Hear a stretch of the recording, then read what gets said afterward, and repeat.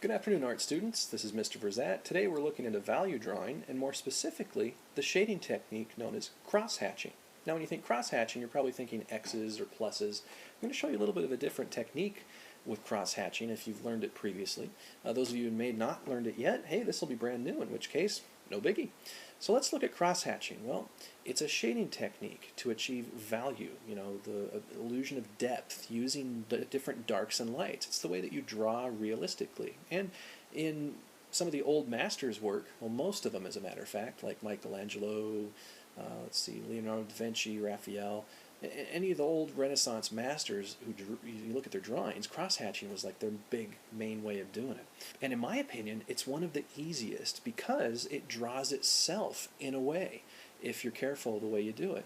Hatching, what we discussed earlier, is difficult because it makes seams. Cross-hatching, not so much. You can still get seams, but not to the degree that you do with hatching. And let's take a look at why. What we've got is kind of this compass image, like a star-looking shape, and then this weird-looking cloth fabric-looking design. Well, these are both examples of cross-hatching. This will serve as your map for cross-hatching. So let's define our terms. Well, cross-hatching is mainly used for shading and texture.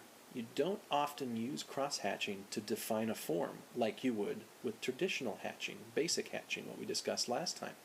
Cross-hatching is mainly for those two areas. The way that you cross-hatch is through several controlled and intersecting lines. Intersect, remember that kind of like one line's going this way, another line right through it. The way that you get it darker isn't necessarily pushing harder with your pencil. It's actually doing more intersections, more layers. So if you go north and south one way and then intersect it with an east and the west, that's one intersection. You could hit it with a second intersection by going at an angle this way, and then with a third one by going at an angle this way, and then start it over again. And what that does is it crosses over itself and it fills in all those gaps between the strokes and makes it look really cool. So the more intersections you have, the more that you lay down, the darker it gets. You have the most potential for control. You can control your values a lot more effectively using cross-hatching. So knowing all that, let's look back at the example in the middle. Number one would be the direction you would start with. I'm not saying every time you have to start like this. This is just for the sake of demonstrating. So I could go north and south first, and then I could go east and west second, and then I could go, like northwest to southeast third, and then the other slant fourth, and then keep going after that. That's just an example on how you could do it. You could also start north and south, and then go at an angle after that. In order to get one tone of value with cross-hatching, you need to have at least one intersection for it to count. So let's take a look at an example of cross-hatching. Right here, this is a sketch I did of a really, really, really old dude's face. Yeah, I mean, this guy is really, really old. I mean, the only person I've ever seen who looks this old would have been my great-grandma, and she lived till she was about 100 and, I'm not, no joke here, 110? 109 or 110. Yeah. So I have no idea how she lived that long. So here's an example of mostly cross-hatching. We do have a little bit of hatching here in the cheeks, right here, but the majority of this all is cross-hatching, specifically where it starts to get darker.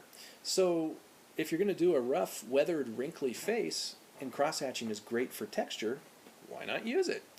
As you can see, we've got many strokes going this way, and this way, and this way. The darker it is, the more intersections we have. And check out the edge of this nostril right here. This is where cross-hatching was used to give texture and details. Kind of like there's a little bit of a shadow cast across that nostril. Most of the strokes are going up into an angle, but right here they kind of go north and south. Likewise, in this area where it starts to get darker, I just added another layer of intersections. So the secret to cross-hatching, first of all, lay down all your values like you normally would. For example, this nose. All my strokes are going up and to the right. You can kind of see how I did it there.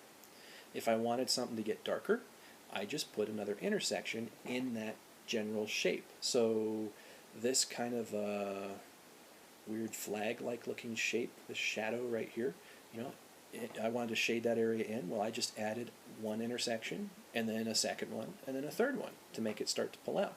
If I wanted to blend it into this area over here, well, I just push harder or lighter, or add one less intersection, or make my strokes smaller.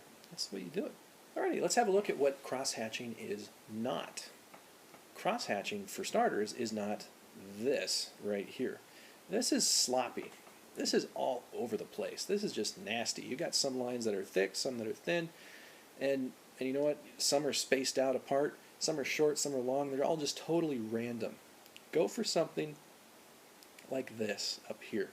Very controlled. I started up and down, and then left and right, and then I went to an angle, and then another angle, and it just looks better. It looks more controlled. It looks like you know what you're doing. Another example of what cross-hatching is not is right down here. Really long strokes. Again, you heard that in the last demonstration. Shorter strokes means more control. Again, this is sloppy and nasty.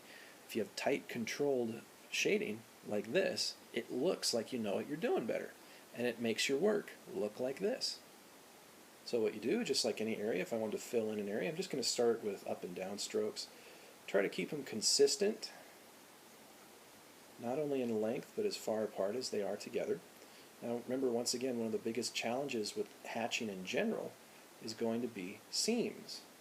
The way that you prevent seams, well, for starters, cross-hatching eliminates seams pretty easily, but long story short, a seam happens when this happens. Let's imagine this is zoomed into one stroke, and you have another stroke that goes right next to it like that. Alright? What you want to do is have your strokes either line up or just barely touch. That takes like the most insane precision in the world. So just try to get them as close as you can at this juncture as a beginner. Now, let's go in and add another direction. Let's go, we went north to south, let's go east to west now. So I'm going to start from the top, and I want it to be dark here and lighter here. Okay? So I'm going to just start hatching one area. See how I'm doing it in strips? Alright, and let's keep going. Now it doesn't count until there's at least one intersection for everything. Okay, so we got one layer of tone. Alright, so now let's go that way.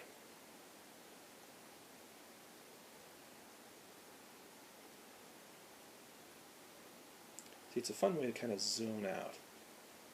And again, if you're one of those learners who learns best by doing something with their hands as the teacher's talking, practice this in your notebook. Now what would happen if one of my strokes was, I'm going to start getting sloppy here on purpose. Watch what happens. See how cruddy that looks? Ugh. So how do we blend this together once again? Let's shrink the strokes down a little bit. Start kind of spacing them out just a smidgen. Close enough. So we've already gone all four directions. We've started north and south, we then went east and west, went that direction, and then this direction. So how in the heck do we add more value? Well, you just go over it again. It's perfectly fine. I started north and south. I'm just going to switch back to north and south. And I'm not going to make this solid black, but you kind of get the idea. Okay, so that's how you cross-hatch. Remember, cross-hatching is for texture and for shade. I have yet to really see any area where cross-hatching is used to define the form, really. So I hope this helps, and we'll go over some more things in class, mainly how to do textures and so on, and I look forward to seeing you. As always, feel free to rewind and pause just to get a good look at stuff. All right, take care.